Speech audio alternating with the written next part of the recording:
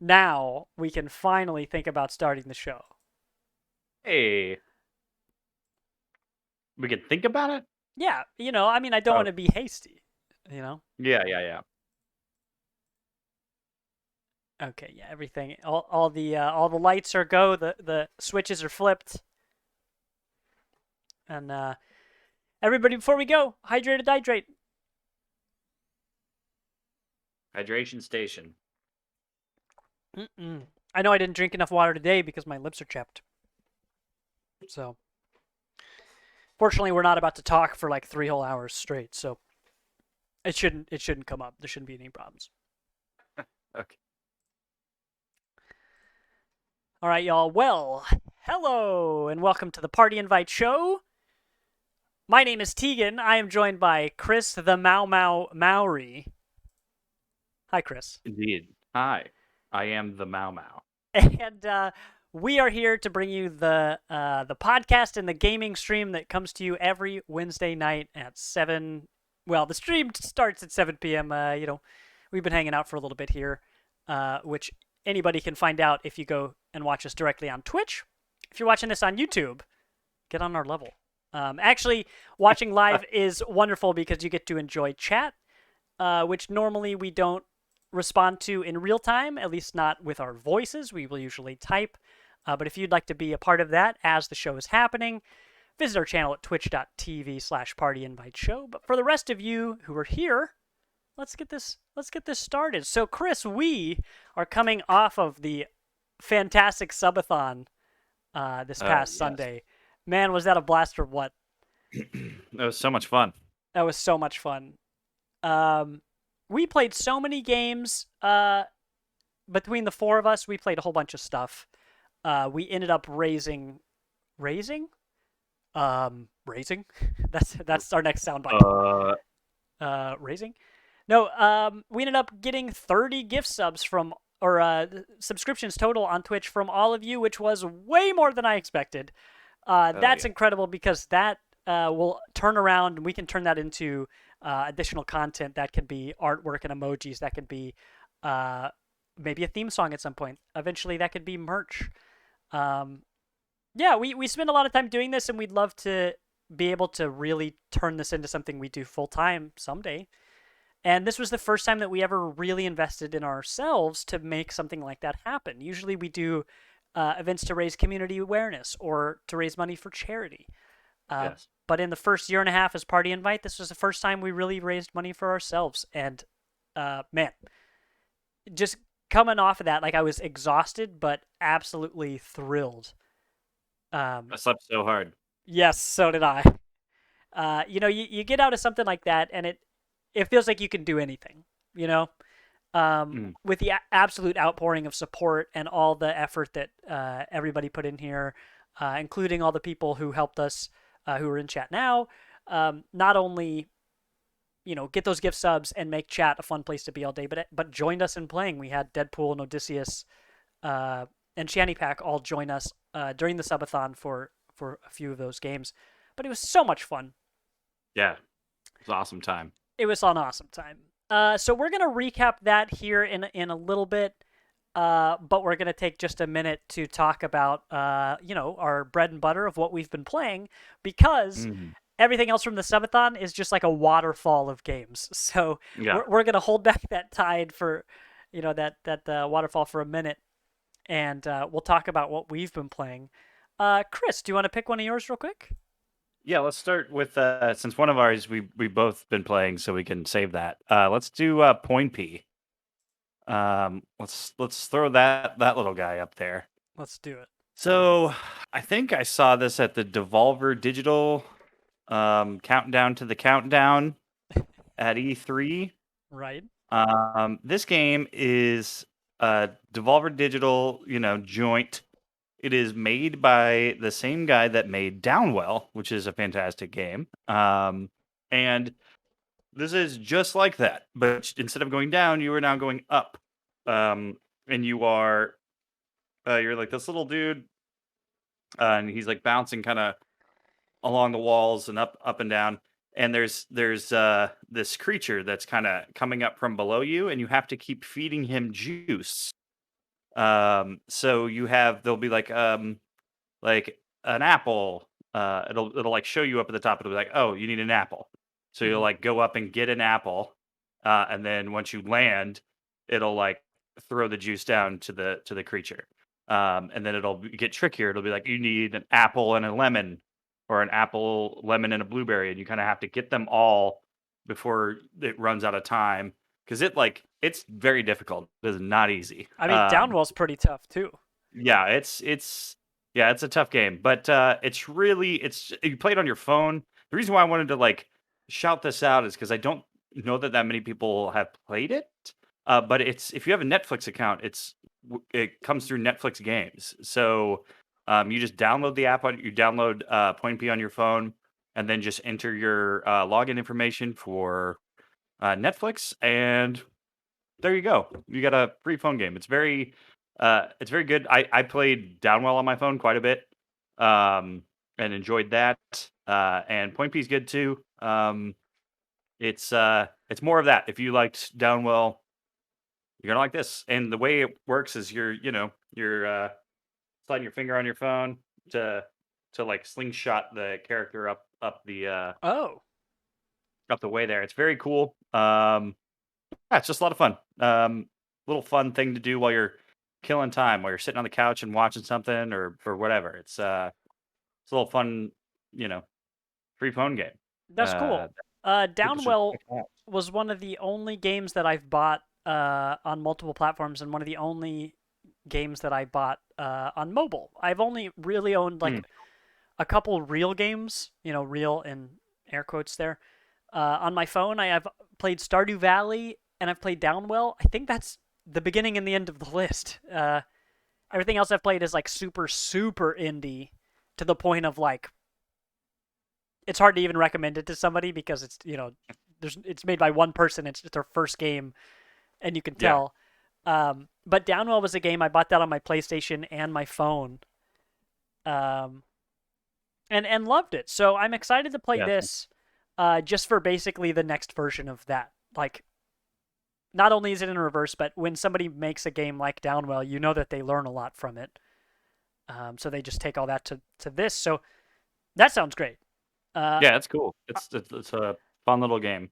I like how you describe it as a free phone game because it's free, with Netflix. The same way that like whenever Game Pass stuff comes out, we're like, it's a free game. I mean, Yeah, yeah. well, you got to Oh, have Game sorta. Pass, but then it's free. You have it. Because I sometimes say that to people. I'm just like I've referred to things like coming out, and you're like, yeah, it's here, and you just get it on day one. I just have it, and they're like, I just oh, you have didn't it. It's pay for it? free. I'm like, well, I mean, I didn't pay for it specifically. Yeah. um, Uh, but that's cool because I'm hoping Netflix does a lot more stuff like that. So the fact that it Especially, is, would you, excuse me, personally like it if Netflix did more games like this that were super indie, or would you prefer that they put a little bit bigger games? I don't know what bigger games would be. I mean, it's Netflix, and on this case, you're playing on your phone. I mean, I assume they'd have to be like kind of arcadey, but yeah, it just kind of depends. I think like I got kind of intrigued by Netflix like putting Minecraft story mode on there, and stuff like that. And you can just play it with your remote control mhm. for your TV. I thought that was cool. So yeah, anything that kind of do like that, I'm kind of always interested in. May not like it, but I'm just like, ah, cool. Let's see what that's like. Yeah, You know, and I mean, Devolver is the publisher on that on Point P, so it's not like they're it's not like it's crazy indie. It's just it's one of the biggest indie developers or right. indie Publishers. publishers. So yeah, super Yeah, cool. I A lot of hope we fun. see more of that. Like you said, not only for the fact that it's fun to play and you would just suddenly own it if you already have Netflix, but Devolver is like this perfect in between point where people who think they don't like games or people who think they know what a game is when they don't, like they think they have an idea of what people like you and I play. Yeah, Um, they think they have that idea, and they don't. I mean, maybe sometimes they do, but putting it in somewhere that's very accessible like this and showing how weird and creative these games can be, I would love to know. I'd love to hear people's stories on like, oh, I or someone I know doesn't play any games, and we checked this thing out, and now we've discovered a whole new world. We've discovered a lot of things that we never would have tried otherwise. Because when a giant like this makes accessible all of these indie games the same way that the Apple Arcade did, um, you just get an influx of new blood to the video game industry, and it's in a thing that people already own, so people don't have to be convinced to buy something, which I like. So you sidestep the whole like marketing strategy, right? Of like, hey, this game is trying to appeal to people who like these kinds of games. Instead, it Right. says, hey, you might not have an opinion on games yet. Try this out. You might like it. And this one should not be confused for Devolver's other mobile game that they did a trailer for last year called Tumble Time. It's not that. That's Mm. still coming sometime this year. But yeah, it's just cool to see. I mean, everyone has a phone on them, and Hey, whoa, not be careful what you everyone, say, Blizzard, okay? not everyone wants to play Candy Crush on their phone. You know what I mean? Yeah. So, yeah, it's just cool to see those kind of things come into mobile. Like, I think even now, this is going to sound insane, Wow. but I'm pretty sure Divinity Original Sin 2 is playable on your phone. What? Yeah, Really? I'm almost positive. Yeah. Chat, let's get a fact check on that. That's I hope that's true, and that would be awesome. Um, I mean, text would be super. Well, maybe it wouldn't be that bad to read, but I mean, phones are pretty powerful these days, especially a bigger one. yeah. Let me double check here. Divinity. A while ago, Lizzie was playing on the Xbox 360. She was playing Fable Maybe it's only on iOS. 2, maybe. I think she was about to start Fable 2. But there was a companion app for Fable 2 back in the day, whatever year that was, like 2008 or something. Might have been 2007. This companion app allowed you to do just a few things here and there. It was really for someone else to help you with. Like modern companion app. Oh, it's Fable 1, she says. Um, there's some things like Red Dead Redemption's mobile app, companion app, that's really for you to hold in your hands, and you can see like a map and other things like that. But the old companion app for Fable 1 seemed to me like you're really supposed to give it to somebody else to kind of help you in your journey. It wants you to keep the controller in your hand while someone else plays with the phone. Well, I went to try to download that app so that I could be that person, but we didn't have a device that was old enough to support the app. So that was just like an unexpected hiccup where it's like the app is still available. We just don't have an old enough tablet or phone to be able to use that app because they never updated it. It's over, it's almost 15 years old. Uh, how do I even start talking about that? I don't know. But whatever. Companion apps are cool. It just cracked me up that we just couldn't. Oh, because the Divinity Original Sin. Yeah, I was just surprised that the problem was that the app was too old. Our phones were too strong. They were too new to use this companion app. But anyway, Anywho's. other game I've been playing. This is part of the Subathon, but I'm gonna play this here. This is footage from the Subathon. You'll see. Splunky 2. Some more of that. We played. Well, I played during the Subathon, and we had the crew in chat. I had my best ever run on camera. I've been talking about practicing for this Subathon for a while, and I'm so thrilled that the best run I've ever had was actually on camera. Because I've done some cool stuff, especially on the PlayStation over there. I've had some cool runs that I just didn't record, or I have footage that's on there that's actually too big for me to put on the 2 gigabyte flash drive I own. that's probably 15 years old and actually would be able to play the Fable app. But no, we played this run and it just went as well as I could have hoped. A while back, I was talking about what challenge I wanted to do for the subathon. Right? I played this game a long time. I hope to beat it in this calendar year. Because it's really hard and it's long. Like I love this game and I'm pretty good at it, but not compared to some people I've watched. I've watched what's uh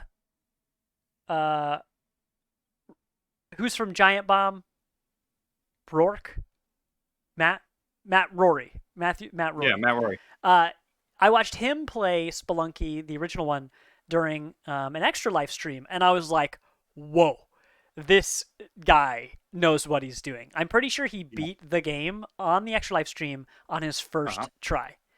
And I was like, yo, first of all, now I Rude. believe that this is possible. Like, if he did this his very first try, um, all it took was just practice. All he had to do was just try real hard, and he could do it. So I've really been putting in the effort, just playing a few games. I don't know, probably 3 or 4 times a week, maybe, 2 to 4 times a week, and yeah, I was talking about what challenge I wanted to do for the subathon, and so several weeks ago I was like, well, I think I want to do the challenge to kill Vlad, the vampire. And at that time, I'd killed Vlad a few times, but I had a lot of trouble getting to him. You basically have to go through this like quote unquote secret path to get him. You have to get this key that you can see on the video, which I think I'm about to go back for. Uh, you can get this key, and then you take that key somewhere else, and it unlocks the path to Vlad. And then you have to get there and actually kill Vlad, which is its own thing because his area is very dangerous. It's full of traps. There are lots of vampires there, and they're all trying to kill you. But now I've practiced enough that killing Vlad isn't that hard anymore. I have done it with enough regularity that I was like, well, I can't make this a challenge for the subathon because now it's not a challenge; it's routine. So I was like, all right, we're gonna go full tilt. We are gonna say our challenge is to beat the game. Which, spoiler, we did not do. But Good. we did beat Vlad, and we were the most well equipped I've ever been at that point in the game. I had a whole bunch of health. I had all the items I wanted at that point in the game. The thing that ended up killing us was a damn mimic. I forgot that in that area, the crabs will hide behind the scenery. They'll hide behind these red boxes. And so there was a red box just on the other side of a pit of spikes. And so as soon as I reached over to grab and climb onto the box, I got knocked back and landed on the spikes and died in one hit. Doesn't matter how much health you have, spikes kill you in one hit. So big oof there. I mean, it completely caught me by surprise. But that surprise is exactly why I love Spelunky. Oh, and moments before I died, I discovered something brand new. If you shoot an arrow at an enemy that uses poison as a weapon, then your arrow becomes coated in poison. I've never seen that Yeah. before. So that was super cool. Um, I want to say there was something else I had never seen before, like some combination of stuff. But just such a good time. We're gonna be playing that after the show here tonight. That might just be me, or we might open it up to co-op. This won't be the official co-op stream that we unlocked during the subathon, but this will give you an idea of what to expect. But what an absolute blast. Yeah, I think I got as far as I did in 30 minutes, which the last time I got that far with about as much success, it took me 45 minutes. So I'm definitely getting faster. I'm definitely getting more consistent. It is wonderful to have tangible results of my improvement. I mean, I still didn't win, but I can see how much gold I got. I can see all these markers for success, and yeah, love this game. I haven't played Don't Starve in a while, so right now this is my definitely my favorite game that I'm playing. Jam. Yeah, it's my jam. Yeah, this game, like I told you during the stream, I was like, this game would just infuriate the hell out of me. Like there's no way that I would not get very angry. Well, hey, if you want to play co-op, your character is expendable, so death means nothing. Well, there you go. Yeah. Let's bounce back to you. Let's talk about a game both of us have been playing. Oh man. Uh we've been playing Prey. Um but I know a lot of people here have watched some of your streams lately. The Prey along, if you will. Huh? Huh? Um yeah, that game is so damn good. I basically once Thomas started his uh his first playthrough of it, I immediately was like, I Put gotta me go play in. that game. I gotta go play again. I never beat it originally when I played it. I kind of like set it down and then tried to go back to it, and I was like lost and I was confused on what I was supposed to be doing. Hmm. Um, and that was like back at launch. That was like way back before like they've added the DLC and all that stuff. Um, but yeah, I have been chugging right along on that game. Oh, didn't make I'm the. over halfway through it. I know that. Um, because um, after watching, I've been I've been on this Prey binge for a while now since we did this, Thomas. Hmm. I I rewatched the No Clip documentary until they told me to stop watching because they were going to spoil the ending, and I was like, no, I haven't seen the ending. I don't want to know what happens. Hmm. And yeah, they just told me, hey, you get access to the lift about halfway through, and I was like, oh, okay. Well, then I've done that. I'm past that now, so Hmm. I'm chugging right along. Like, um, seeing how long it takes Thomas to do stuff. He will not finish it until sometime next year. Yeah, that's the story of my Um, life. yeah, man, I just love this game though. It's very, System Shocky, Bioshocky, immersive sim type of game. Good horror elements that, like, at some point you just feel like, oh, well, I'm not scared of pretty much anything. Hmm. And then, no, yeah, you should be still terrified. Like, today I was in this, I was in the crew area, the crew quarters, Hmm.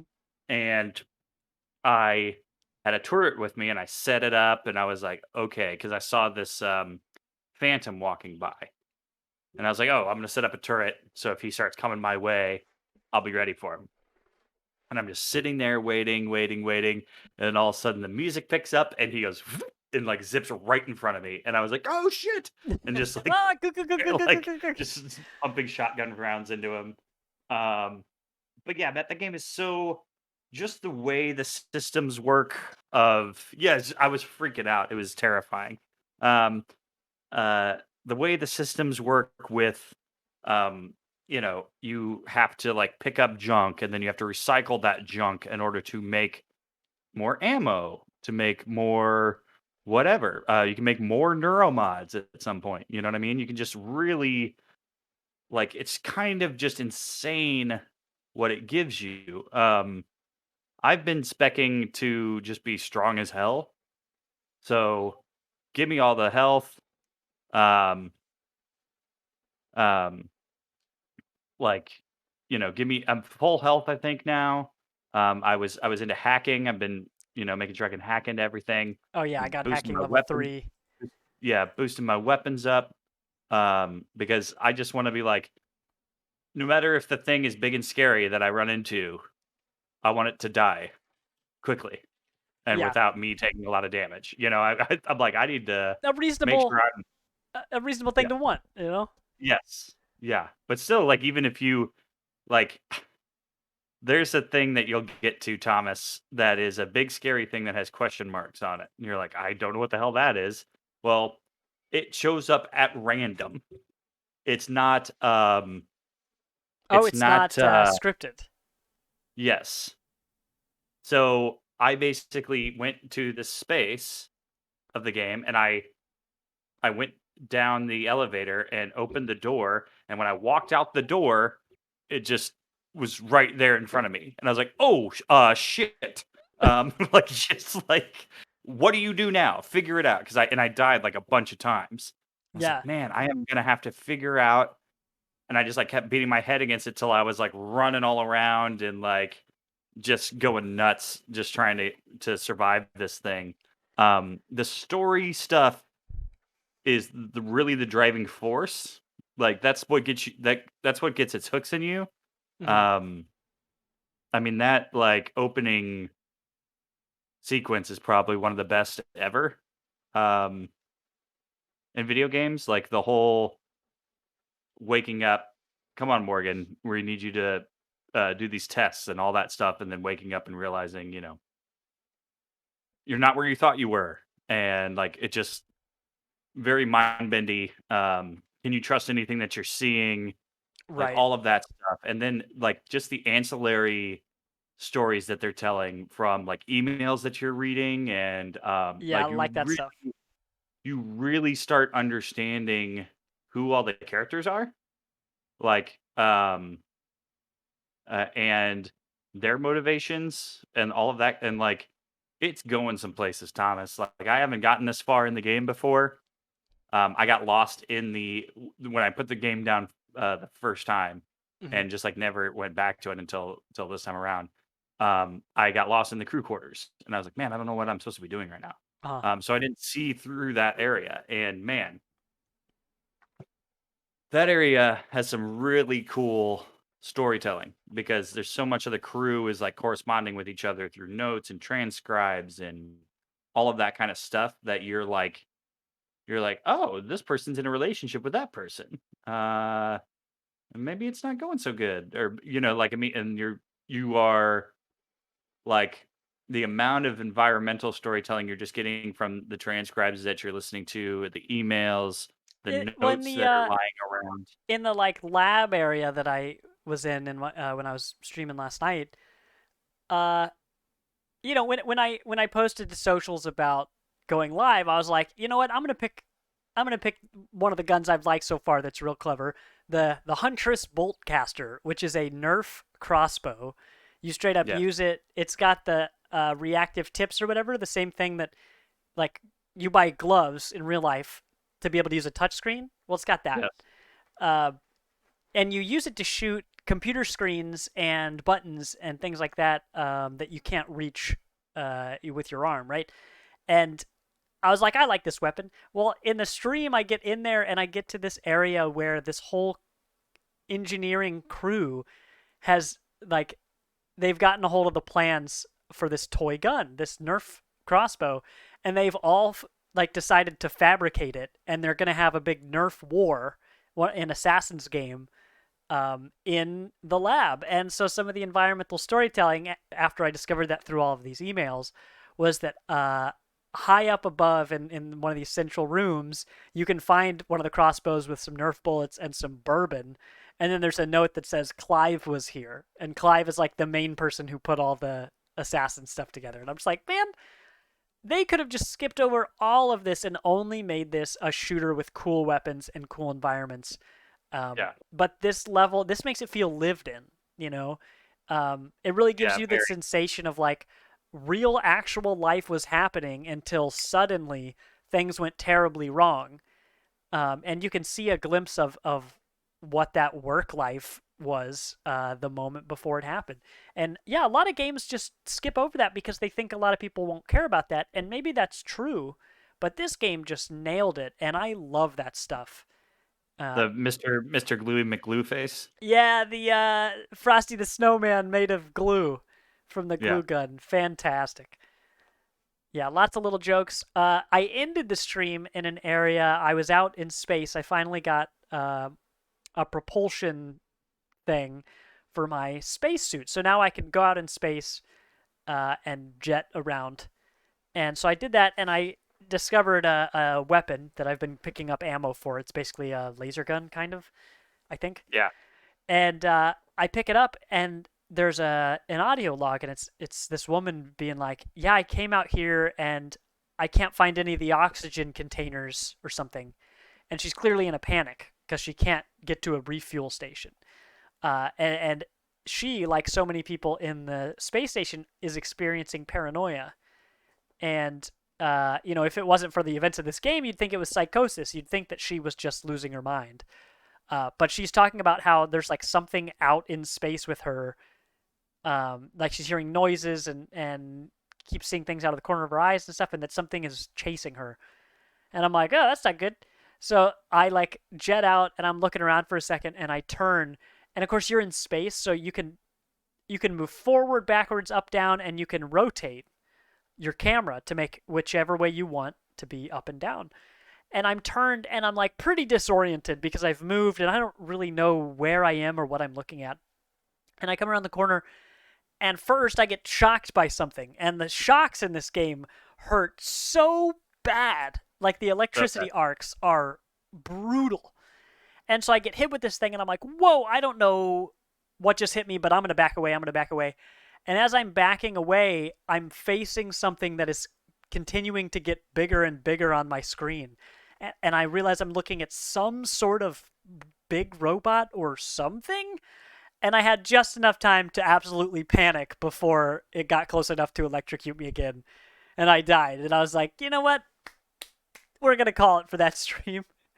But that reminded me of the moment in the Outer Wilds where I discovered what was inside the hollow planet. Oy, oy, oy. Just very, very spooky. And really, it was like the existential terror in space. It's the same as being deep in the ocean. It's like, I am not designed to be in this environment, and there's something here that is, and it's trying to eat me. There's like I will say like I don't know how far you're gonna get in this game because you do take several hours to get through because you really scour the area for stuff, Oh, and I I do love too. looking for that stuff. Yeah. I do too. I'm just You know, grooving. Like you're I am you're like doing more I'm at a, playing, and I'm practically. I put on my glasses. I'm like, all right, y'all, this is a reading and shooting stream. yes, yeah, exactly. Um, and I know some of those emails, I'll hear again because I'll be able to, so I don't have to read every single email because I'll be on the stream, so I can, you'll read them off, and I'll be like, ah, yeah, yeah, yeah, okay, yeah, now Yeah, it's all coming together. right, right. It's like in Mass Effect, there was the Codex and the Journal. The Journal you have to read yourself, but the Codex has a narrator, and that was the best Yes. because I remember I'd put the Codex on because there's so many entries, and I mean, it's extensive. And so I remember putting that on, and I'd go and like make a cup of coffee, right? Or I'd like go play around on my phone or something as I listen to this narrator speak. So now you're getting the Codex treatment. Yeah, man, that game, it's like a cult classic now. Like people really love it. Like, and the if you just search, uh, like just search "Prey video game" on YouTube, and you will see that there is so many like, "Hey, I finally played this game. Holy shit!" It's And wild. like really like just expelling like their love for how great this game is. And it didn't do a lot when it came out. It didn't sell well. Mhm. And this is just like a game that people are going to talk about this game forever because it is so its systems are so intricate, because it's an immersive sim and just the randomness of things that can happen, the fact that Oh, mimics. you know what? In this trailer, I didn't notice before that he gets this cup of coffee and there's a spinning coffee cup next to him, which is now I know to be clearly a Yeah. mimic. I've watched this trailer 3 times and I didn't see that Oh before. yeah, yeah. Oh yeah. That's fun. Yeah. Yeah, he and the mimics, like the fact that they are unscripted and they can turn into anything. Um you can eventually unlock stuff so you can see them easier and stuff like that, and it's less scary. I also just like stop being scared of them and just like just go into the room. Like they're not gonna hurt you that bad. You know what I Yeah, mean? Don't worry about what they're gonna possibly be. Just right. get in there and just start Start wrecking shop. blasting.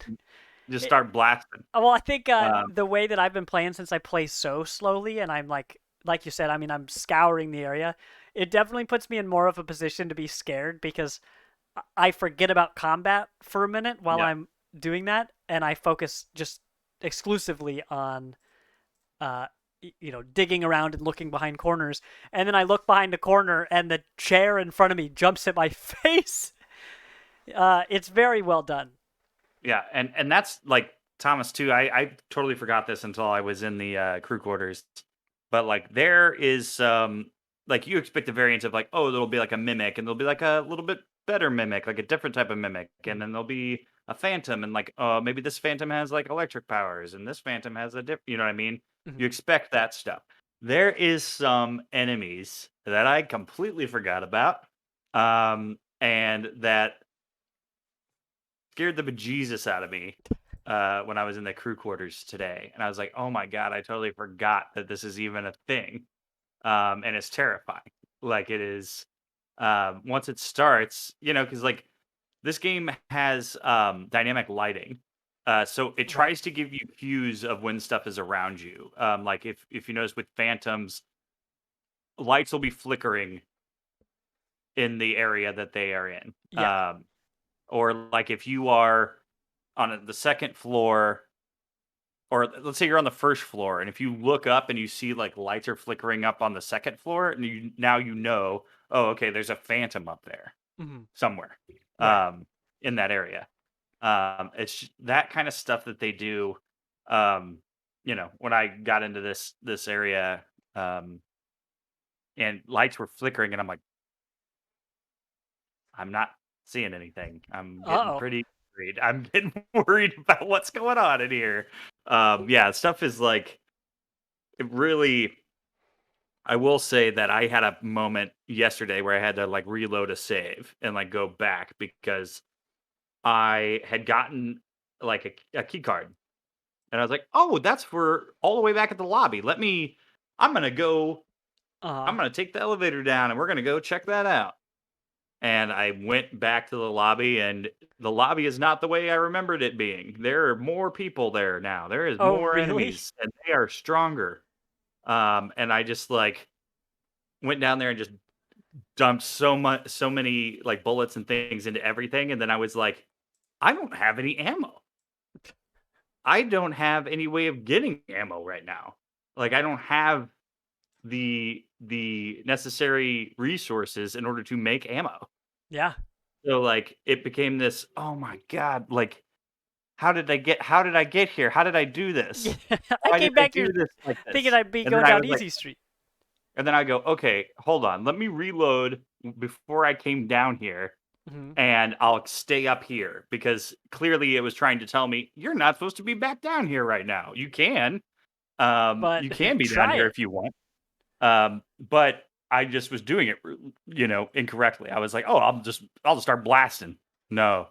The game was like, "Yeah, all these enemies are too strong to do that. Like, you'll kill them, but you'll run out of ammo." Right. Um, and I didn't have like all the cool grenades and so that's the other stuff is like the fact that they made all these different there's 4 or 5 different types of grenades that are not grenades. They're Mhm. not just an Well, incendiary or they're like or yeah, explosive or frag grenades. Yeah, they're like you can use them as weapons, but they're also practical because it seems like they were basically made as engineering tools. The same way yeah, that the Dead Space weapons are so cool is because they're not guns. There are guns in the game, but your primary weapons are engineering cutting tools, you know? yeah, And so the way that you approach everything is based on like, hey, these are actual tools, not just it's not just shooting bullets. Also, like the fact that your character is not explicitly a soldier adds to that element of like, uh, here's who I am versus, I'm not a soldier against the world. I'm not Doom guy versus the demons from hell. I'm just some guy. I'm not even sure who I am yet, and I'm on an engineering platform in space. I'm on a space station dedicated to science. Like Uh, something I haven't used like at all is the lure. It's a it's like it's you like throw it and it like brings them all together. Like if you threw it out into the middle of a room, all the mimics would go, "Oh," and go like running oh, to a really? spot. Yeah, so like it's like lures the Typhon to where you want them to be.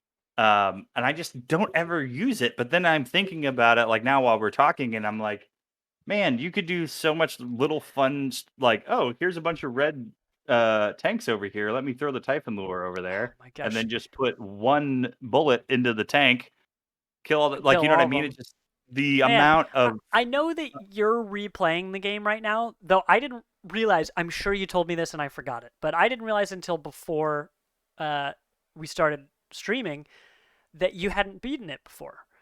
right. And so Yeah. so you got halfway or so into the game before, and then you hit restart when I started the game.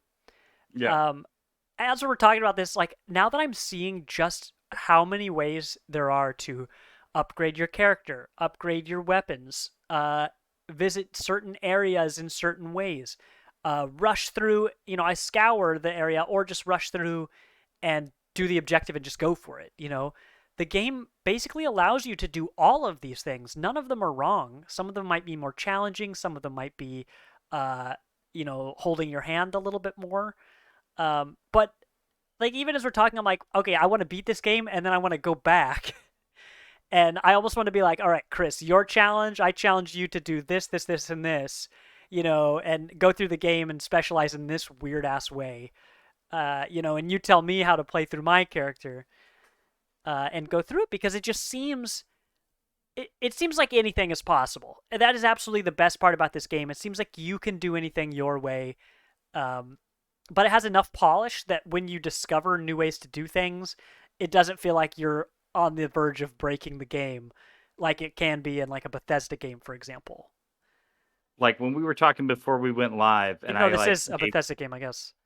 yeah, it is. And I gave you that hint about something you were doing last night because I went back and watched your stream later. Uh huh. And I was like, Thomas, you don't need leverage 3 to move that box out of your way.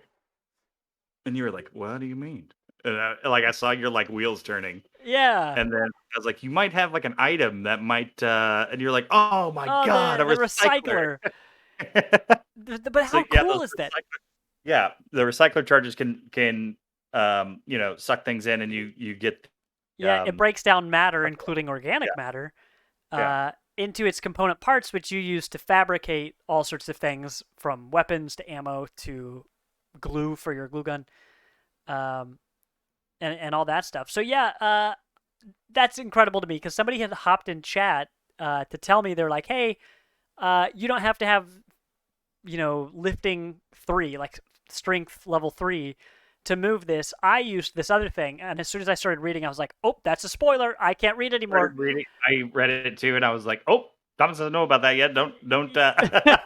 So after that, I put the no spoilers tag on our stream, and I kept Yeah, playing. But I was like, oh, that's cool that there's one obvious way to solve this problem, but this person found a different way. So then when you're telling me, yo, Thomas, you have in your pocket the key to this locked door, basically, I'm like, man, it seems like every problem has at least 3 solutions. You know, yeah, and that's the cool stuff, and like even being when you're walking around, and I can't even imagine if I didn't have like repair skill. well, If I just watch my didn't do that, stream.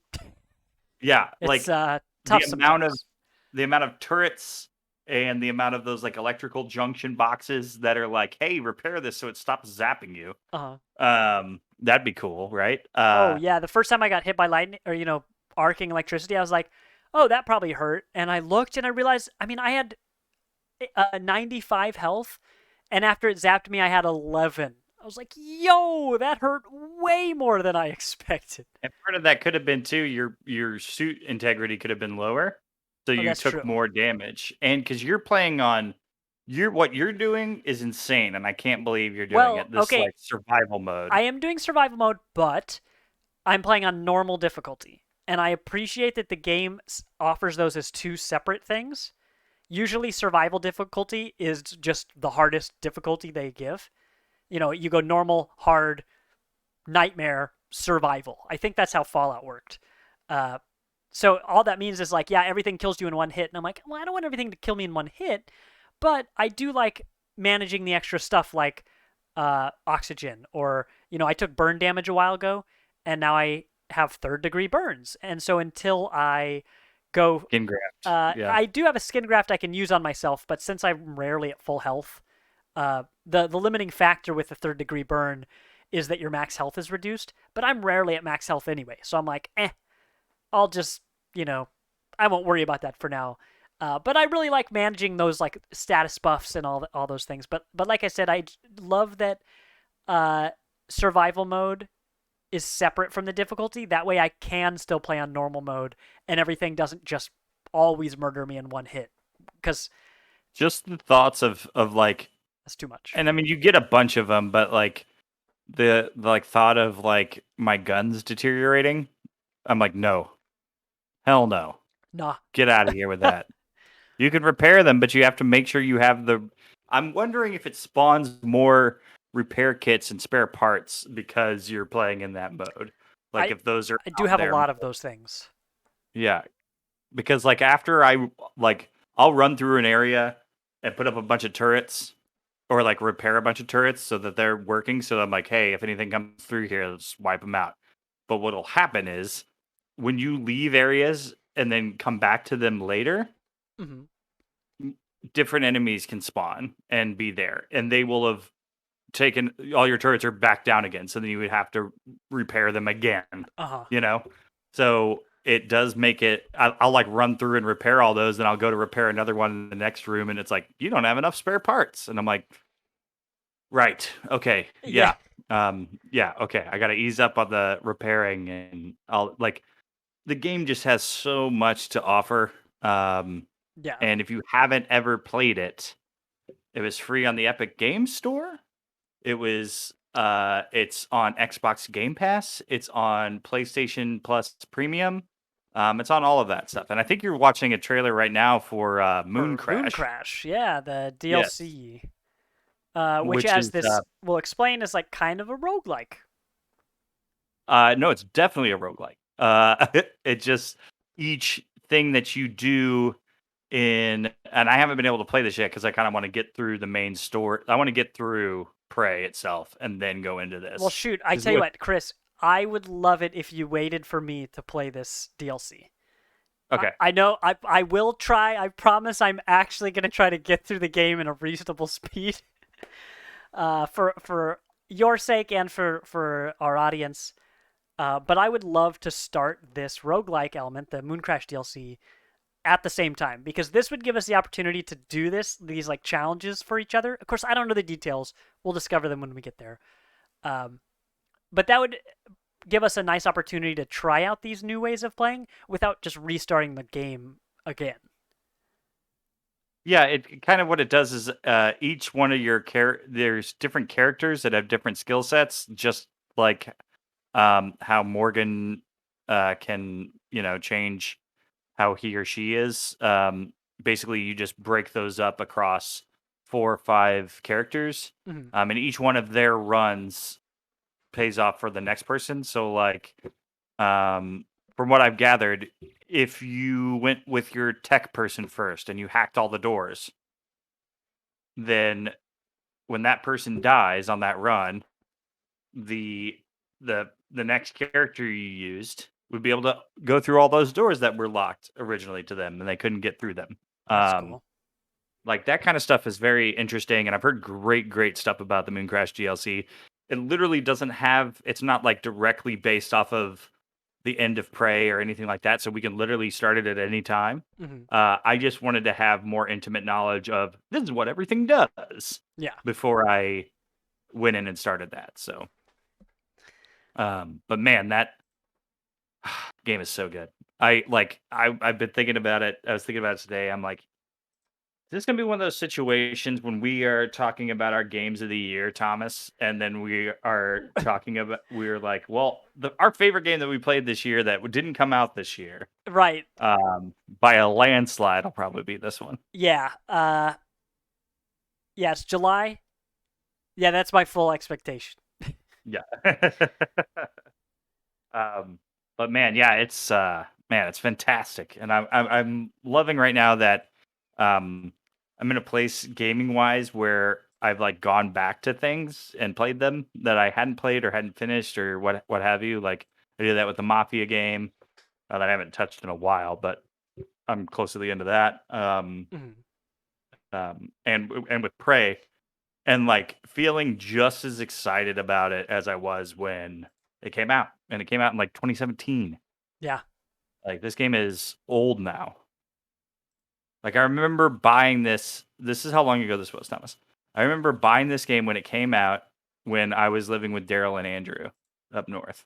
That feels like a lifetime ago. Well, I shared a Yeah. picture of you and I think Yes. it was when you had first started. I could have the details murky on this, but when you first started your podcast, Look Who's Talking Mao, Yeah. and you invited me over and we messed around for a while. I don't even remember what we did, but we took that photo and you were like, I don't know if you were like, how long ago was this, or like something like that. But man, looking at that from even 5 years ago, I feel like we looked like kids. That feels like, especially on the other side of lockdown, that just feels like so long ago. Um, Yeah. It was too long ago. too long ago. So this game probably came out in 2017. God of War came out in 2018, even though I didn't play it till a year and a half later. But in both of these cases, because I'm talking about God of War, because later this year, my most anticipated of 2022, God of War Ragnarok will Ragnarok. come out. Uh, that 2018 God of War game still holds up. I feel like we're really at a position from the last generation of games where now graphics aren't the barrier that they used to be.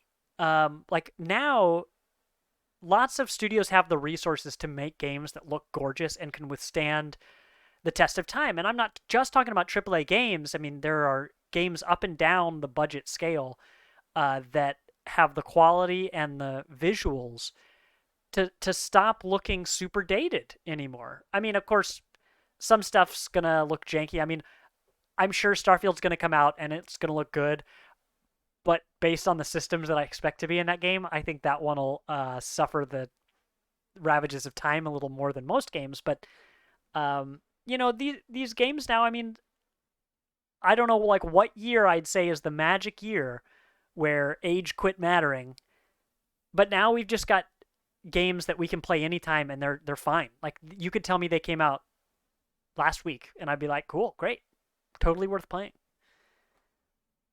Yeah. I mean, Prey doesn't look like you could have told me that came out this year, and I've been like, okay. Yeah, totally. You know, But yeah, fantastic game. Like if you haven't played it and you're interested in it, because we won't shut the fuck up about it. that's true.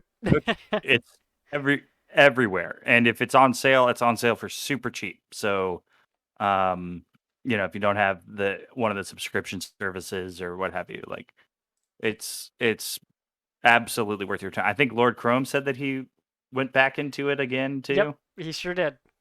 Yeah, that's it was so good. You gotta love it. Well, Chris, how do you feel about taking a short little break and coming back in a couple minutes? Yeah, we can do that. All right, let's do that. I'm gonna put some words up, some words on stream up. So I'm gonna transition to that now. Everybody, hydrate or dihydrate, and we'll see you all in a few minutes. For anybody who's not played words on stream before, this is an anagram game. We are all on the same team. We've got these words that are gonna appear up here, and you will type in Twitch chat. Oh, cemetery. I could see this before all of you. Got him. You type your answers in chat, and you see that timer going down. You get one correct answer for every one of these padlocks. So, if you have any questions, there are people in chat who can help you, but I will talk to you all in a few minutes.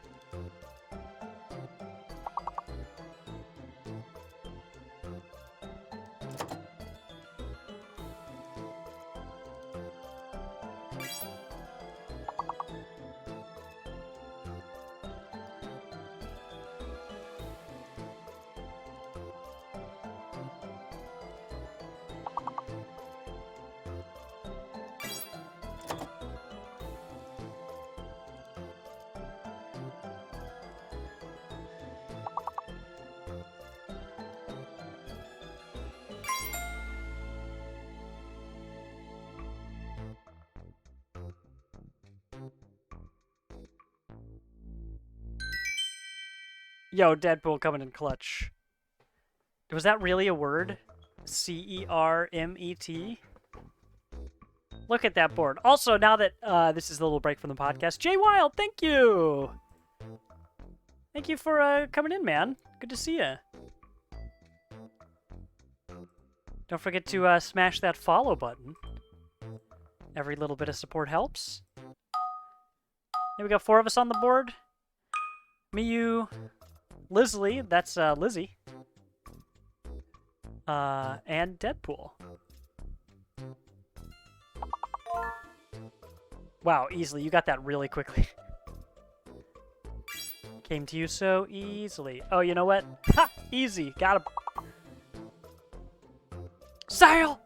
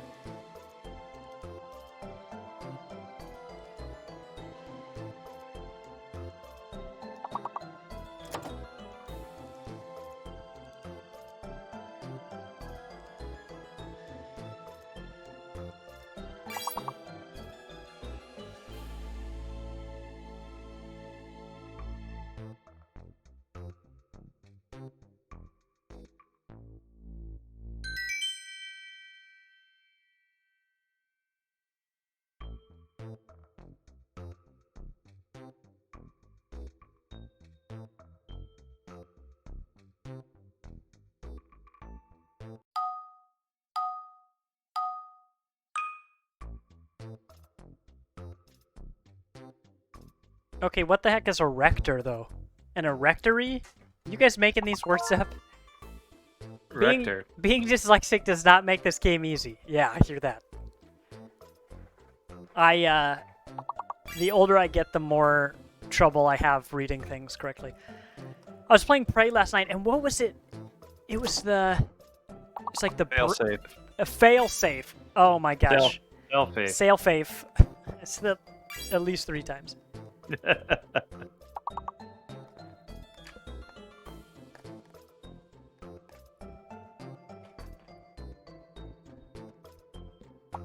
Boing.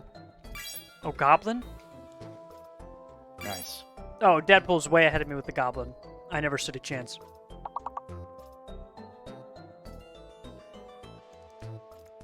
Thanks everybody for joining us today. Really appreciate ya. Yes, thank you. Man, I'm getting hyped to Spelunk. Spelunk 2 Electric Boogaloo. The spelunkening.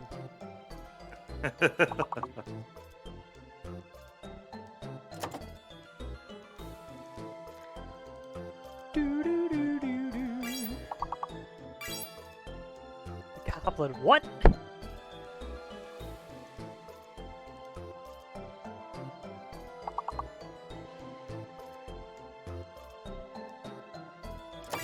This is tomorrow, Thursday? Yes, sir, all day. Oh, Thursday all day tomorrow, huh? That's crazy. That is wild. You know? It didn't used to be like that. What do I need? I need to make a checklist of things I need to accomplish tomorrow. Nice job, y'all. Skip it 2 levels, go to level 6. Yesterday, we played Words on Stream with only 3 of us, and we got all the way to level 15, which is insane to me. And we had the most perfect levels I've ever seen, regardless of number of players. We had at least 3. We might have had 4. It was incredible. Deadpool, I see you rocking that hype train conductor emote. You gotta love it, huh? Let's see, current hype. So Odysseus is a current hype train conductor, and you're a former hype train conductor. I didn't know there was a difference. I thought all of it was the same thing. That's interesting. So that'll like let everybody know when there's been a new hype train. That's fun. Yeah, yours is OG.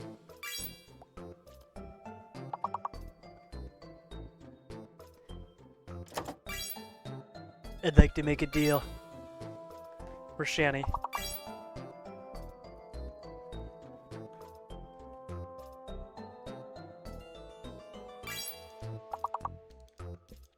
Oh, nice. I had Dean typed in.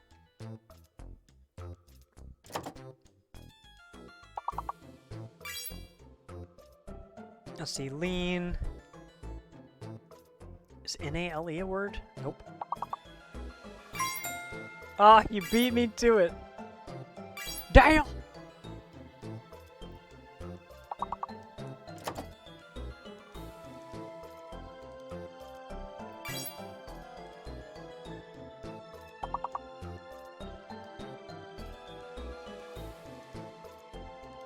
Oh, you already got hailed. Rip.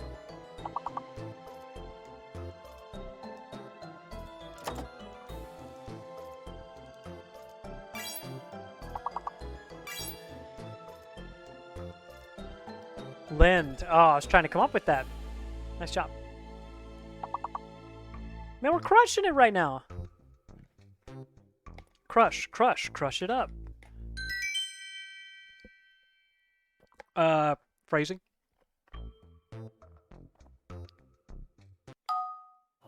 There's something else I need to do, Thomas. What is it?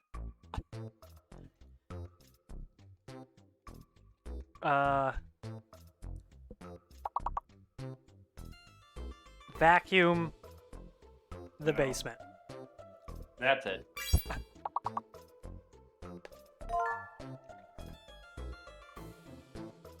Anarchy!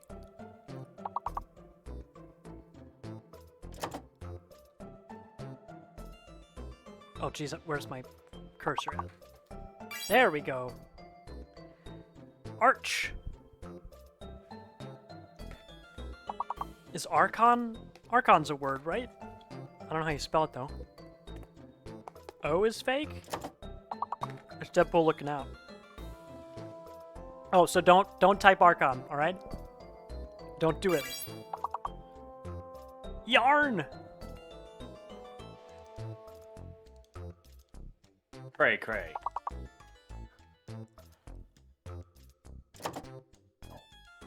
Cran? Cranny? Carney! Oh, and Narc, nice.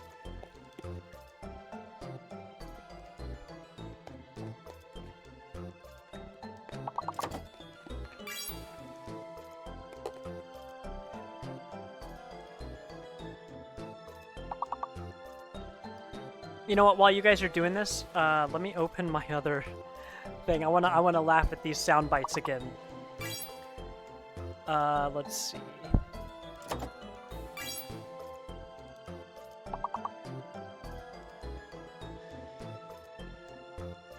Are you winning, son? I love it. All right, real quick, let's turn the volume on that down. We did it! Skip 2 levels, 10. Man, we're chugging along.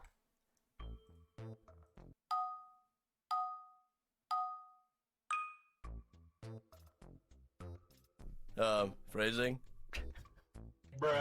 Bruh. Let's see. Man, we got so many new ones. I love this. Hey, listen.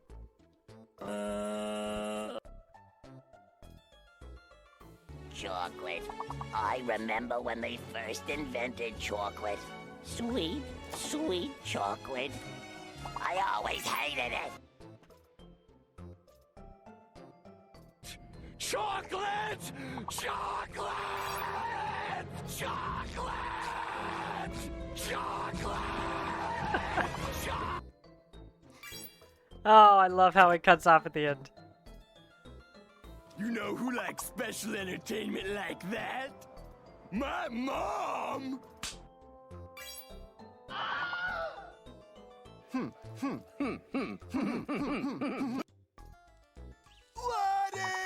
would be nice.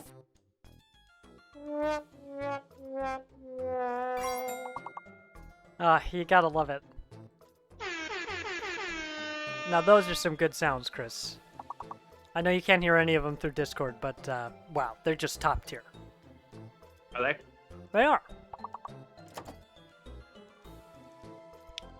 I heard that I was able to unmute the Twitch stream quick enough to hear it, so. Holy moly. Is moly not a word? Wow, this is disappointing. Poem? Oh, right, a poem. And I looked at that and I'm Never like, that heard doesn't of it. look like a word. It looks like toem, which is not a real word. Mopey? I thought Mopey had an E, unless that's Moppy. Oh, Mopey with an E is also on the board, also by Deadpool. Nailed it. Nailed it. I love words on stream, but I kind of wish there was like a slightly more fast-paced version of this. I have Marbles on stream downloaded on Steam, but I've never actually loaded it up. I think that would be a good alternative to this as a break option, because it's a little shorter and has a more definitive end. So instead of like a competitive, hey everybody, let's succeed together, it says, hey everybody, all but one of us is probably going to fall off this marble track. Is gubble a word? Nope. How about googe? Googe. Yeah. Phrasing.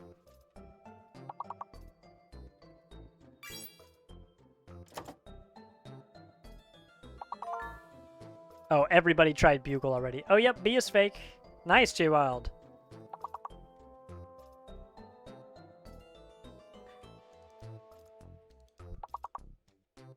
So luggage. Okay, well, gauge.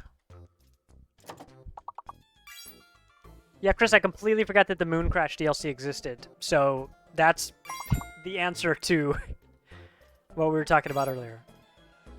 What do you mean? Being able to like challenge each other, kind of, to Oh yeah. going back and experiencing the game a different way. I mean, I know there's one very obvious ability that the trailers have all shown that I haven't seen. But I'm going to pretend that I don't know what it is until I find it.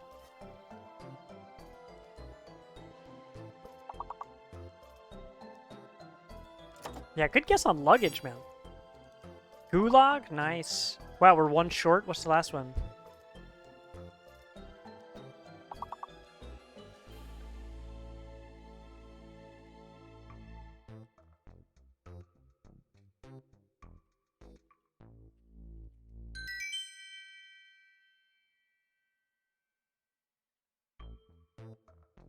All right, 5 of us, y'all.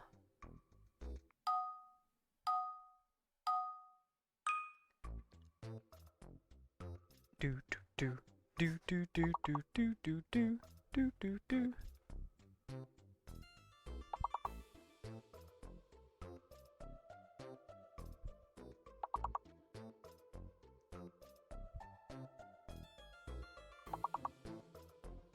Meld is not. Oh, they all have to be 5 letters or more.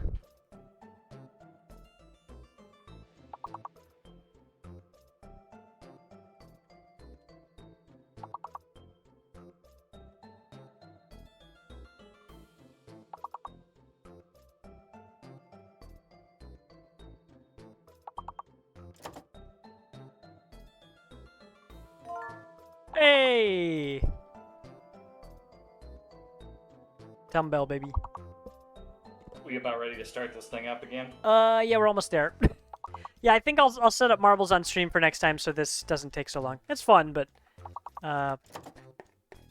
maybe I jumped the gun using it as a break.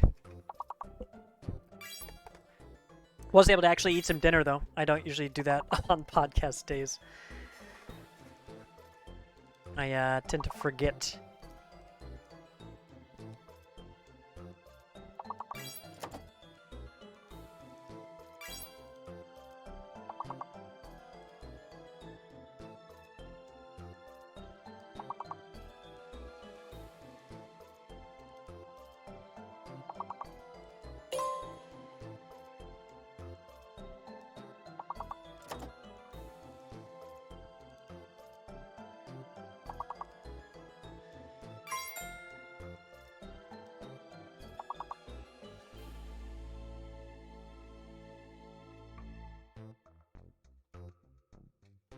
It's getting dicey.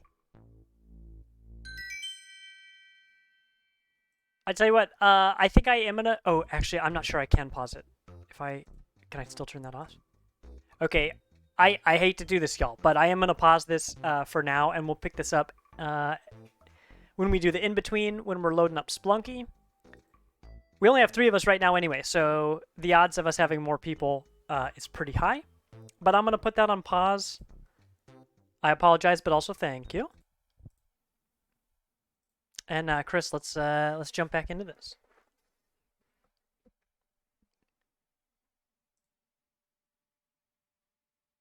Let's see.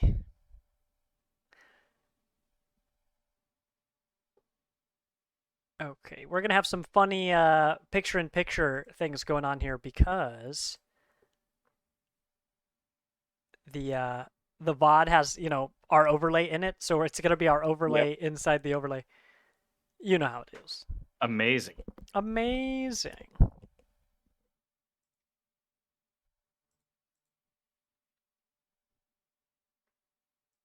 There we go. That looks beautiful. Okay, let's switch over to this. And we're back. What's up, everybody? Hello. Oh! So, next on our list, we want to do a little recap of the awesome subathon that we had this past Sunday that I'm still catching up on sleep from. Yeah. Yeah, we had our very first subathon. We talked about it at the top of the show quite a bit, but this is the first time we've really invested in ourselves for a big event instead of focusing on charity or community, and it couldn't have gone better. The turnout was awesome. Chat was so much fun. The games were fun. People donated a lot of subs, which meant we unlocked a whole bunch of things. Actually, I'm going to type this in chat because I still can't remember all of the goals that we met. So let's see. So when we started this, for anybody who doesn't know what a subathon is when a Twitch channel, like us, hosts some sort of special event to raise money for themselves through Twitch subscriptions. So Twitch subscriptions, you pay $5 or $6 if you're on mobile, and a portion of that money goes to Twitch. The rest of it goes to the channel to support them. And so you unlock things like emotes, which we have a few of, and we'll have more on the way. Mm-hmm. But you unlock, a cool icon and stuff. I mean, the most important thing is that you're able to support your creator. You're also able to use those emojis, those emotes on anywhere else in Twitch. So it's fun to see what people have unlocked. Odysseus is the king of having the wackiest emotes, especially when there's music playing. But our goals to, when we got started as incentives, so it started out, we had 5 subs, Chris eats a bean. Every 10 subs, Lizzie puts makeup on me. Yeah. We had 15 subs, Vilos streams Flower, which he's going to do this Saturday.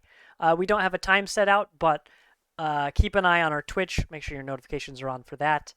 But Flower is a cool game. I'll look up a synopsis here in just a minute, but he's gonna stream that on Saturday.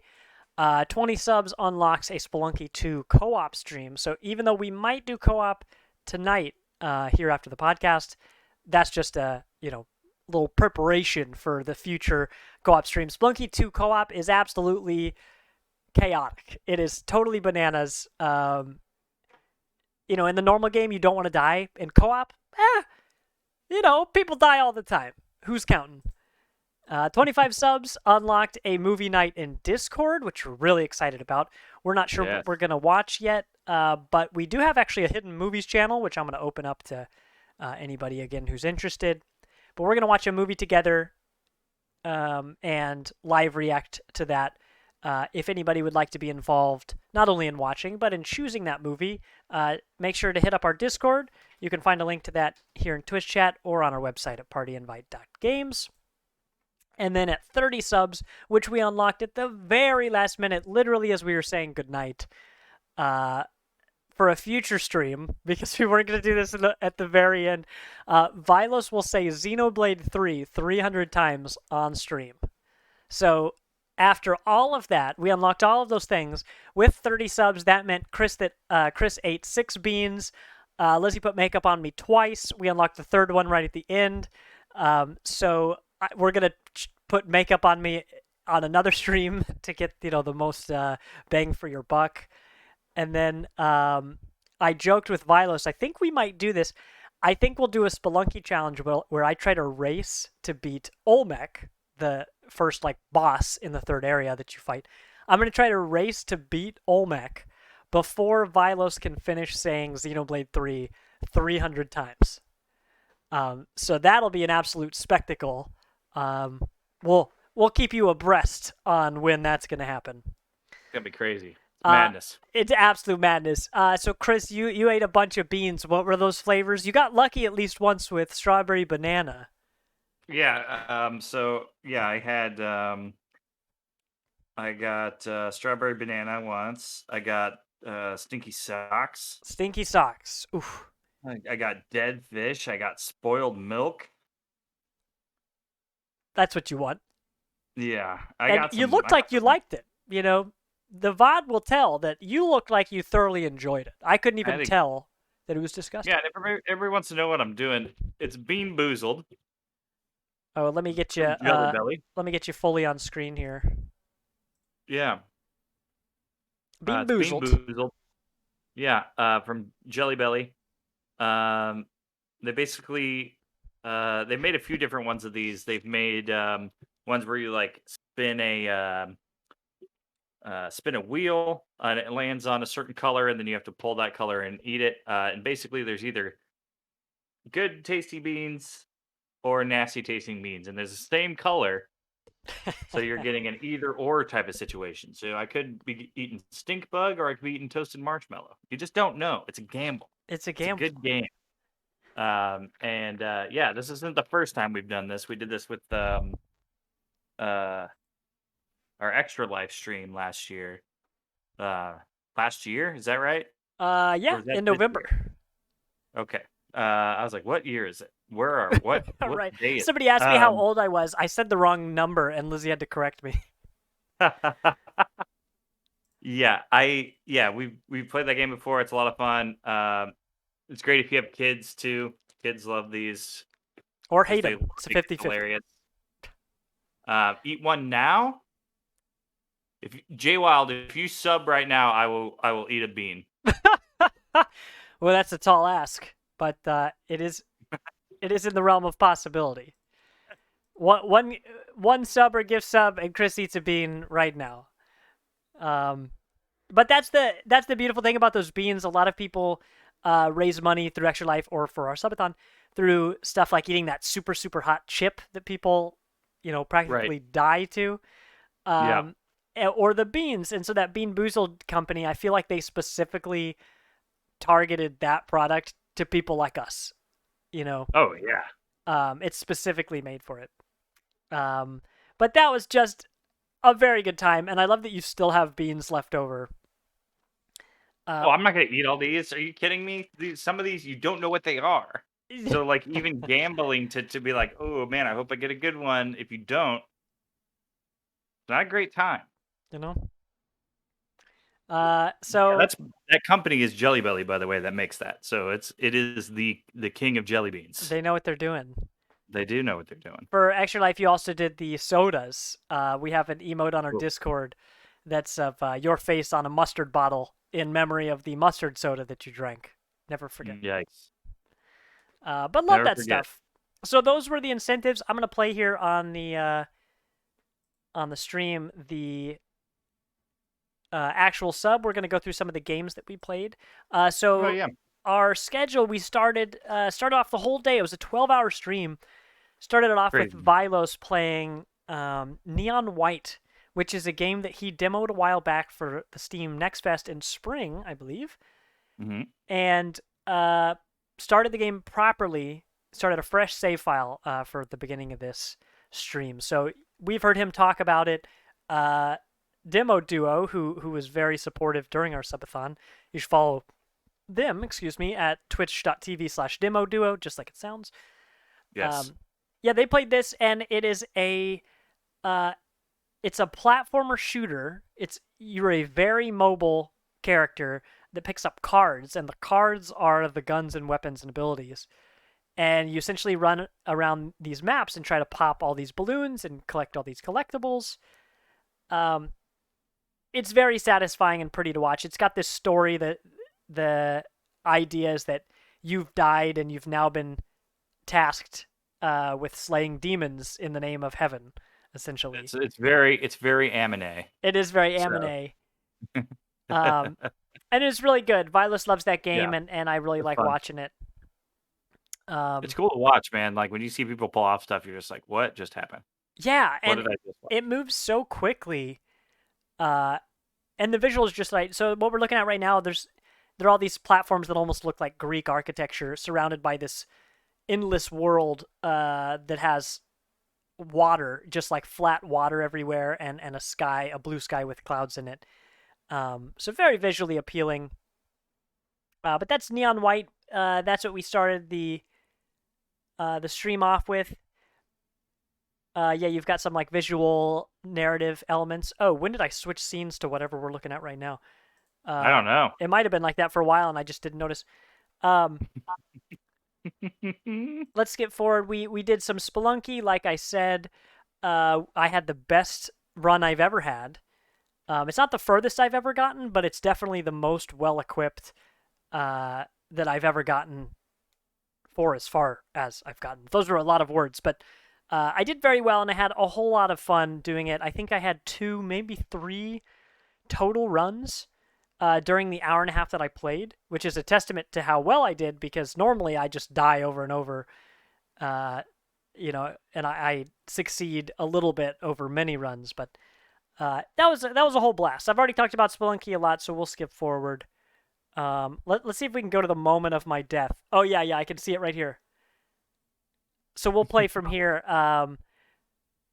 Look, you can see on the VOD of Russ Dugan blowing a raspberry. I love it. We just added sound emotes for anybody who is just tuning in. So many. They're not going to be available right now though, because I saw that because we're doing the podcast.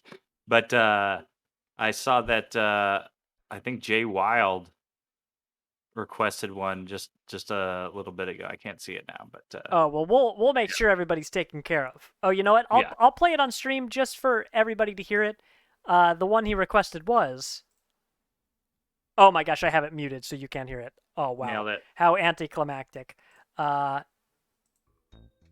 Hello there. There we go. Totally worth it. So, yeah, we played Spelunky and did all this stuff. I critically fail because I die to a mimic here. Yeah, I love that I was surprised at the way I died, though. Like, it wasn't that I just performed poorly. It was that the game just threw me a curveball in a fun way. And that's how I win. So, anyway, that was Splunky. Afterwards, Sav and Vilos picked up Resident Evil 5. So, Sav does not play scary games. They will tell you that all the time. So they picked this up. This game isn't like really scary. Viola says there's some times later in the game where there can be some scares, but really the Resident Evil games aren't always scary. I mean, Resident Evil 7 seems scary, but what? Yeah, Resident Evil 7's crazy. The first game? Yeah. Oh my god. So yeah, those are crazy, but this one's more of just a fun co-op shooter. Yes. They really had some fun. I'm looking forward to going back and pulling some clips from this, but just a good time playing some, co-op shooty shoots. Gotta love them shooty shoots. You gotta love them shooty shoots. So they did that. We saw a bunch of knifing. It's just funny to see what this game looks like now because, like, there are times where the zombies are slowly walking towards them, and they're, like, standing. They're practically chest bumping Vilos. Or let's see. Sav. Actually, you know what? Now that I'm looking back at this, I think the camera was of Sav's camera, but we were watching the gameplay of Vilos. Vilos, yeah. But it's funny to see the Vilos' character is practically chest bumping these zombies, and the zombies are just standing there with their hatchets over their head, not attacking. Made for some goofy moments, but that was a lot of fun. Sav's first Resident Evil game, I believe. And they went through here. They fought a big boss. They slashed a bunch of melons to get ammo because that's where ammo comes from. If you didn't know. I mean, yeah. That's some sweet barrels. Deadpool wants to see the bus. Show the bus. Oh my gosh, I forgot about that. Oh, here it is. Okay, look at this. This is gonna be a clip on our social soon. The first time they find this bus, Sav gets terribly murdered. They're supposed to shoot the red barrels, and they did not. It just said, yeah, your partner died. Just instant. Bus showed up out of nowhere. They never stood a chance. Oh my gosh, what fun, though. It was completely unexpected.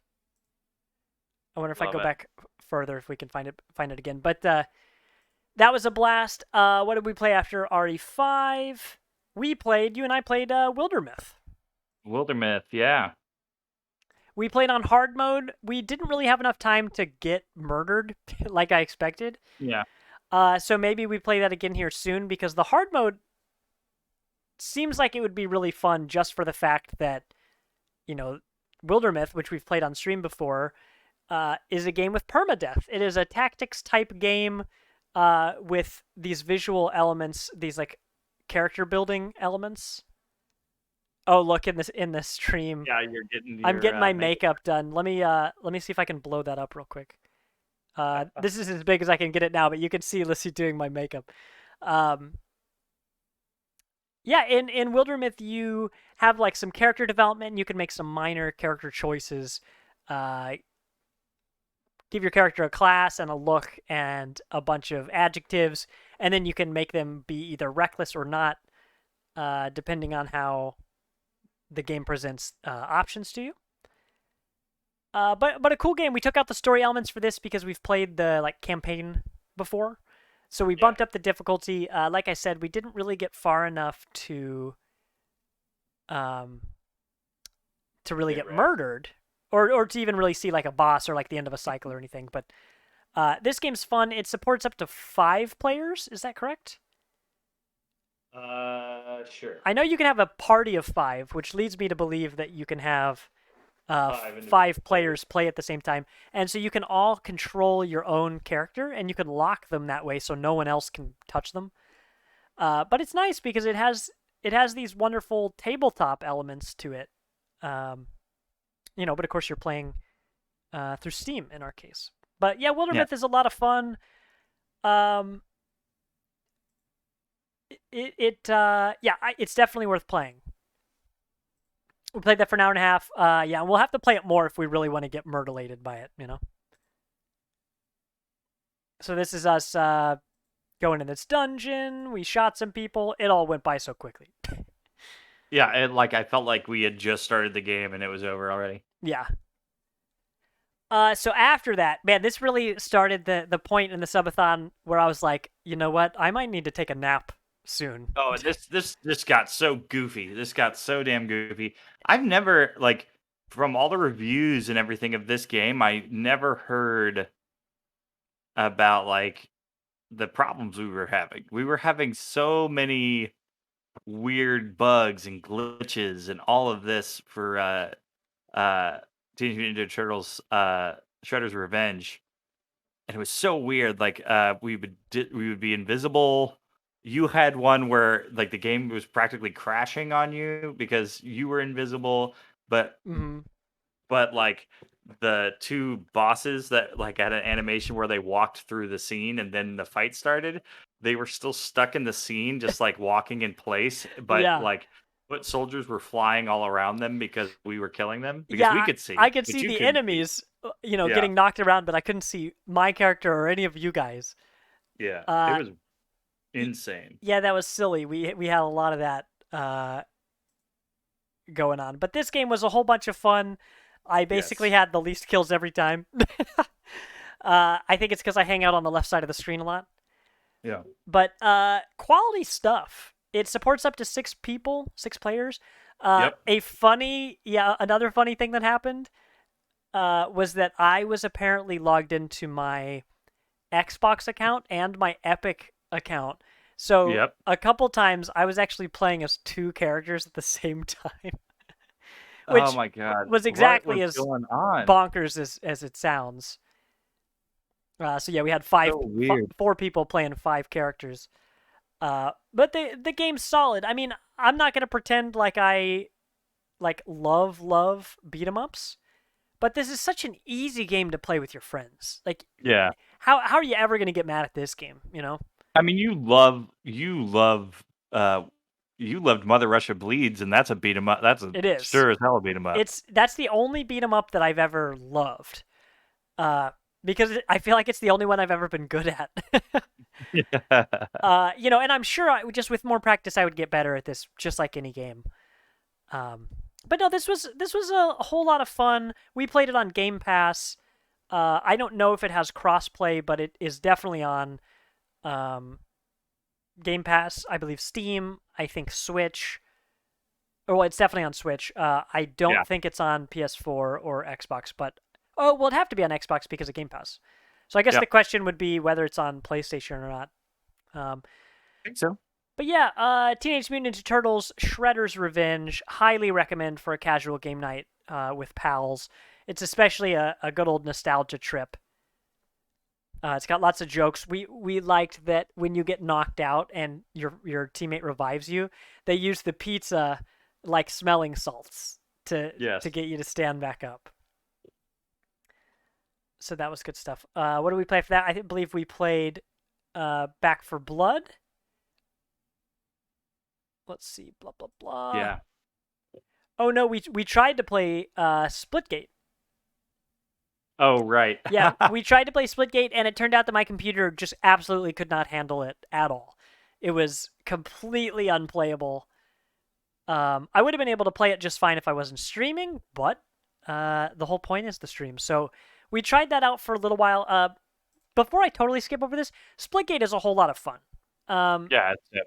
It started off, it just seemed like a Halo knockoff with portals, and that's not wrong, but the game definitely deserves more praise than that snarky description I just gave. There's a lot of fun to be had in Splitgate, and if you really want to see somebody kick butt on it, check out Sov's stream. That's at twitch.tv/sovereignsid with a Y, S-Y-D. They played on Monday, so our subathon was on Sunday. Sov played on Monday for their birthday. And first of all, congrats to Sov for getting the biggest raids that I've seen on anyone's personal channel, like channel that I personally know. Yeah. Over 300 concurrent viewers at one point. That's crazy. That's nuts. And a bunch of subs and a bunch of other stuff. Just very exciting, very exciting. So go check out Sov's channel to see Splitgate really in action, because not only are they very good at it, they do a good job of demonstrating why that game is totally worth playing. Yeah. If we could have played it, I would have loved to, but it didn't work out. So we hopped over to Rogue Company. Yep. I can't remember if we even won a single match. I know. Yeah, dude, we were killing it. Oh well, then we were you were killing it. I was getting riggedy wrecked. No, we did great. Every game. I had a really good time though. We've talked at length about Rogue Company around here, so you guys know the drill. But Rogue Company's as good as it ever was. We have full lobbies in our Discord all the time, which makes it really easy to pick up. And I always say that the biggest reason I would recommend this game is that you can upgrade your character in real time based on whatever your enemies are doing. So if an enemy's ever doing something and you're like, that's bullshit, I'm tired of dying because of this specific thing, you can spend your character's money specifically to counter that ability. So it's a lot easier to not get mad when you always have the tools you need to combat whatever enemy you're fighting against. Yeah. So that was a lot of fun. It's so good. It's such a great game. Yeah, it's really solid. I've been trying not to play it too much to not get burnt out on it. We recently have picked up Overwatch a whole lot. In the meantime, so it's been nice switching back and forth between them. Because yeah, Rogue Company is the gift that keeps on giving. It's got a great 4-player and a 6-player mode. So let's see, that was Rogue Company. After that, thank you, Deadpool, for joining us in that. We really appreciate you. Yes, Donka. Afterwards, we hopped over to Back for Blood. We were playing on the veteran mode, which is one above normal, and it's a lot easier than it used to be. Way easier than it was when the game first came out. But it's still a serious challenge. So we went in here hoping for the best, but we definitely got the worst. Yeah. We tried out these hives that are new. Hives are like little optional mini dungeons that you can go in. Before, the game didn't have anything like this. But you go into these, I think they're called nests. And you basically, you go in there and you try to collect some stuff, and you can get out. But the further you go, you have like 3 tiers that you can, you have the option of either escaping or going further.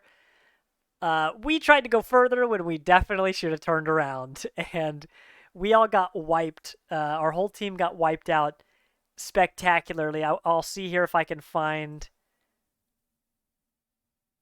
Oh, I went too far. Where we got knocked out because we were all getting whooped. And then the final kill, Vilas was the last man standing, and he got grabbed by a specific type of, a new type of enemy. He got grabbed, and it pulled him over an open pit. So his final death was him, falling down into the abyss. It was just excellent.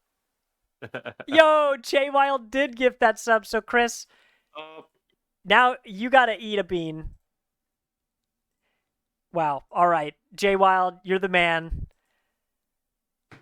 Gifted a tier 1 sub to Rob the Rob Warlock. I hope Miles is gonna have a fun time editing this podcast now that we're like full blown Twitch showing it up. Dirty dishwater or birthday cake. All Better be right. birthday cake. It looks tasty.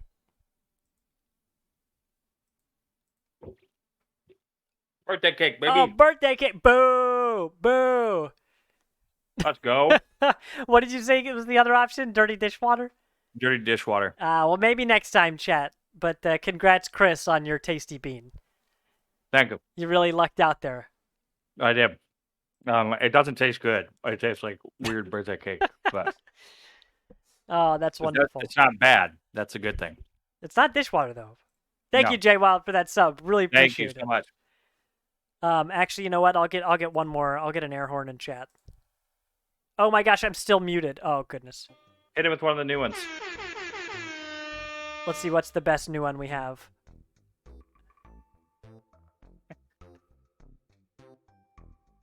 Chocolate. I remember when they first invented chocolate. Sweet, sweet chocolate. I always hated it. Chocolate. I always hated it. That was almost you with that bean. It'll be Yeah. jelly beans. I remember jelly beans. Well, wonderful. Thank you, Jay Wild. We really appreciate that. Thank you. Yeah, you had 6 beans during the subathon. I love it. How many do you think you have left in there? Oh, I mean, 20. so many. You know, Oh, way over that. way over that. Oh goodness. Well, then we gotta get on this. Maybe we start having you eat a bean for every sub on here. You know, I mean that's a lot of subs. That's a whole subathon's worth of beans. Russ just went well. Yeah, anywho's back to this subathon before we get too far off the rails. And Carlos is like, what am I doing? Why am I editing this? Mess. Yeah, let's make this easy on Vilos. So we played Back for Blood. We had a bunch of fun doing that. We did end up getting our butts kicked by the end. But it was a really good time. We really liked that game. Back for Blood is basically Left 4 Dead. It's made by the same people who made Left 4 Dead all those years ago. But that was a good time. We had Odysseus join us for that one. Thank you again, Odysseus. Real MVP, a real pillar of this community, which is really not an exaggeration. If you join our Discord, there's a pretty solid chance you're going to see Odysseus in there at any given time. So then finally, we took a short little break. We played some Words on Stream, actually, and let me say, we hit our Words on Stream record with this one. We hit level 21, which is our previous record was 20. Once you hit level 20, Words on Stream just gets so damn difficult. But we did it. We also had our first and second hype train ever on Twitch, which is when you get enough separate subbers and people who donate bits all in a short amount of time. So yeah, our first hype train and our second hype train all during that subathon. It was so much fun. Right. So we played Rift Tracks. We got Shani in here for that. We also had Odysseus stick around for that. What a good time. Rift Tracks supports up to 6 people. It is the same people who brought you Mystery Science Theater 3000. And so you see it takes these clips from all these movies. How to Make a Money-Making Garage Sale is the name of the movie that that clip is from. Another one was what was it called? The Seneschal. Oh gosh, yeah. And then another one was like the one with the gator. What was that thing called? It was all so silly. There was a gator puppet that was talking to the camera very irreverently. But it was so much fun. I've always said that Shani is built for these games. He joins us each time we play these or any of the Jackbox party packs.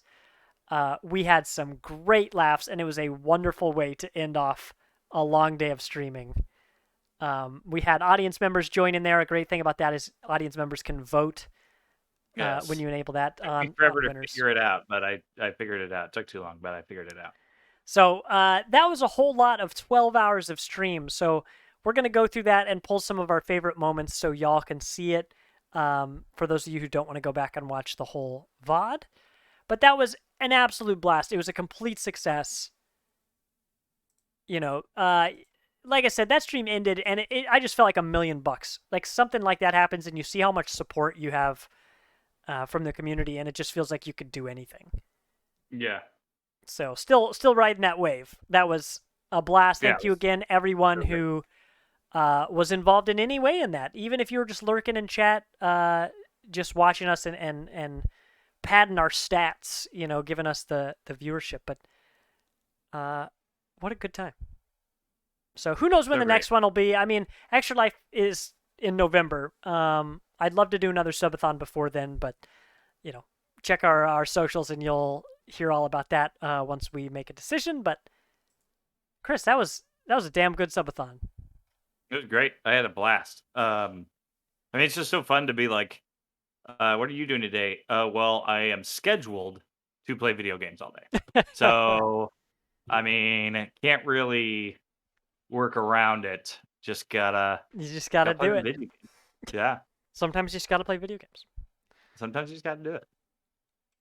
So yeah, that was our subathon. I'm sure there's stuff there that I'm forgetting. But yeah, lots of magical moments that you can look forward to soon on our socials. But Chris, do you have anything else to say about that?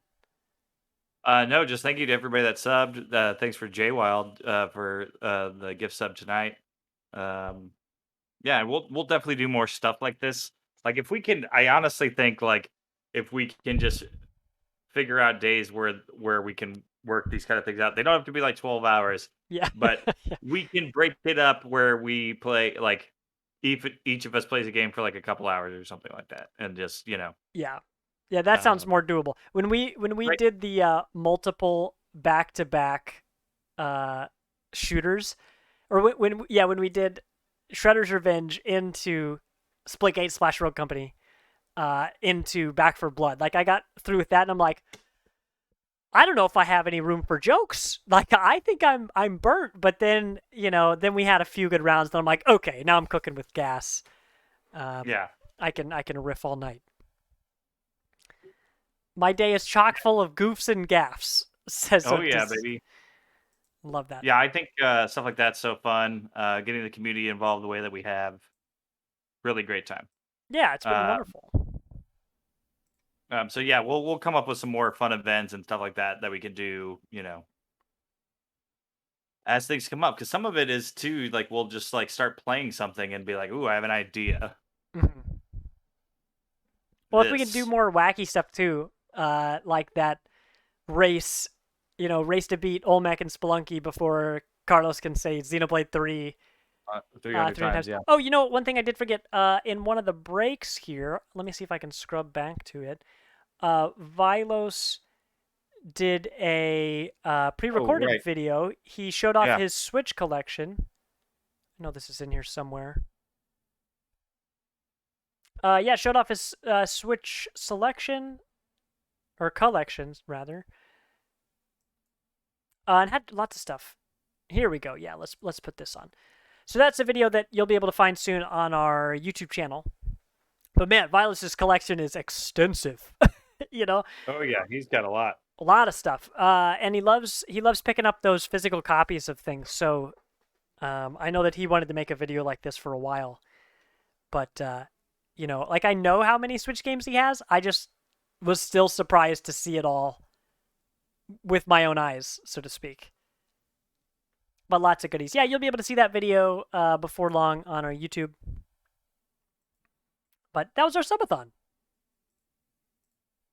Yeah, it was, man, when's the next one? Soon. And actually, as an aside, my work schedule has recently changed, and I'm telling you this on the podcast because I should be able to plan things now for Fridays and Saturdays.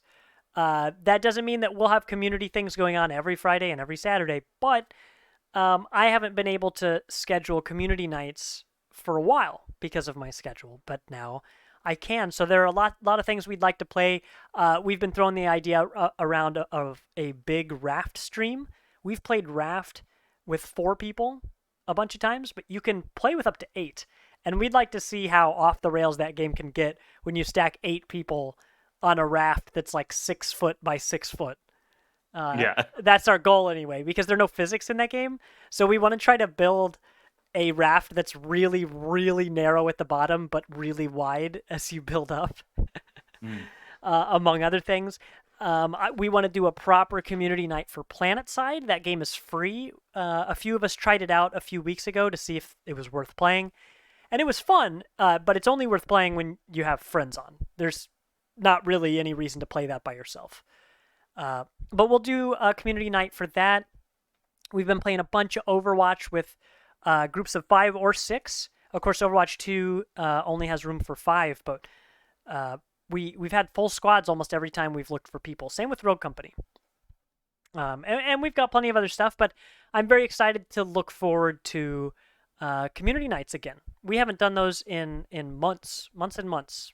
So, yeah, if you're someone who's looking for people to play multiplayer games with, but you're nervous or you don't have people to play with, I mean, the biggest reason people don't play anything other than solo is because they don't want to risk playing with toxic players, you know? Right. Yeah. But if there's one thing that our community is really good for, we really don't have toxicity here. So if that's something you're interested in, hit up our Discord. We'd love to have you. But Chris, I think that's going to make it, what words am I trying to say? That's all, folks, for the podcast. The rest of the Twitch show is going to continue after this. We're going to play some Splunky 2. But as for the podcast, this is going to be it. So thanks for coming in and hanging out with us. If you're in the future listening, we really appreciate you. If you're using an app that you can rate us on, we'd love a 5-star review. A 5-star review. You should check out our website at partyinvite.games. There you can find not only links to our socials, but some blog posts by Vilos. You'll be able to find links to our YouTube channel. Like I said, you can find Vilos's Switch collection up on there before long, along with some other videos. We kind of ghost post some stuff on there. Vilos posts about it on Twitter, but I kind of forget to post about it. They're on Discord, so it's kind of low-key, that's the inside scoop. Go check that out because there's good stuff on our YouTube. Yeah. But I have been Tegan. That's Chris, a.k.a. Chairman Mowry. And that's me. You have just been podcasted. Ooh. Can I get a tiny soundbite here at the end? Boom, roasted. What soundbite are you gonna use? I just used the Tina one. Oh, nice. Probably the worst one to end the show on, but. Bruh.